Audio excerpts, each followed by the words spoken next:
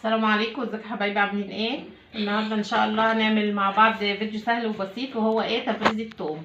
وهنجيب الثوم زي كده طبعا، اللي هو العادي خالص، وايه ومش هنرمي منه ولا حاجه، حتى القشره هوريكم هنعمل فيها ايه. هنعمله بالطريقه دي. انا كنت عامله دول مع قبل التصوير ووصلتها للمرحله دي. فهنعمل ايه؟ هنقشرها زي كده ونقطع ايه الراس بتاعتها ونقطعه زي كده حبايبي، ونفرمه ايه في الكبه. وهوريكم وانا ايه بعد ما اقطع الكميه هوريكم هنفرمه ازاي. بصوا حبايبي، وانا بقطع انا لقيت برضو ملحوظه عايزه اقول لكم عليها.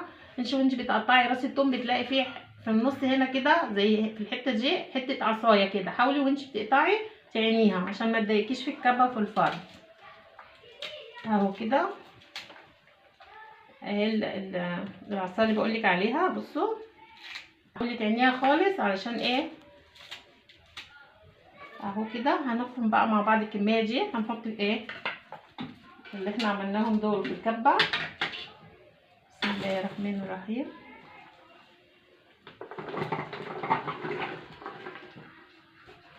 هنحط على الكميه دي ايه؟ معلقه سكر ومعلقه ملح وايه ومعلقتين زيت، وتفرمي كده يفضل معاكي ايه طري. حتى لو حطيتيه في الفريزر مش مش هيتلج معاكي. وهفرمه وارجع اوريكم ان شاء الله.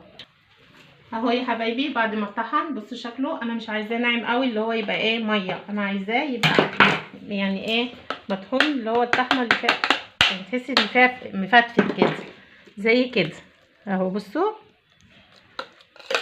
وبكده عمره ما هيجمد معاكي ابدا ابدا في الفريزر، وهيبقى طري وجميل وهتستعمليه بايه. وبصوا ابيض زي القشطه، ولا اصفر ولا اخضر ولا اي حاجه. ده الطريقه اللي احنا هنحتفظ بيه وهو مفروم. الطريقه بقى التانية هقول لكم عليها في المرحله دي، هبقى اوريها لكم ان شاء الله. اهو يا حبايبي قطعت الثومه.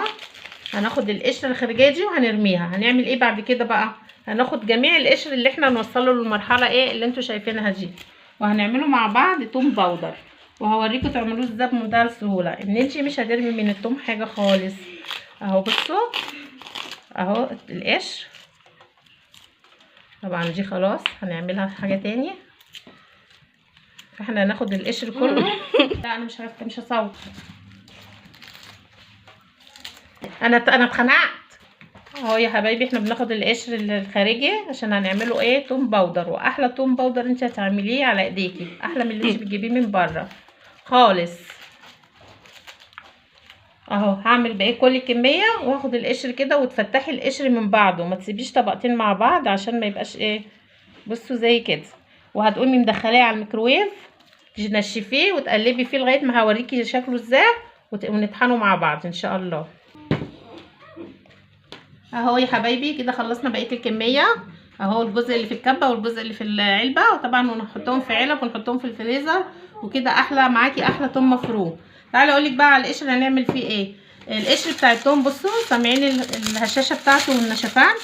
انا عملت القشر الداخلي وحطيته في الميكروويف، يعني دخلته في الميكروويف شويه بقى بالايه بالنشفان والجمال ده. ما عندكيش ميكروويف اعمليه في فرن البوتاجاز على الشوايه اي حاجه، بس هو هينشف معاكي ويبقى زي الفل. وهنحطه في الكبه بتاعت المطحنه بتاعت الخلاط، وهنطحنه. هوريكم شكله اهو. اهو شكله، وهنطحنه وهوريه لكم ان شاء الله.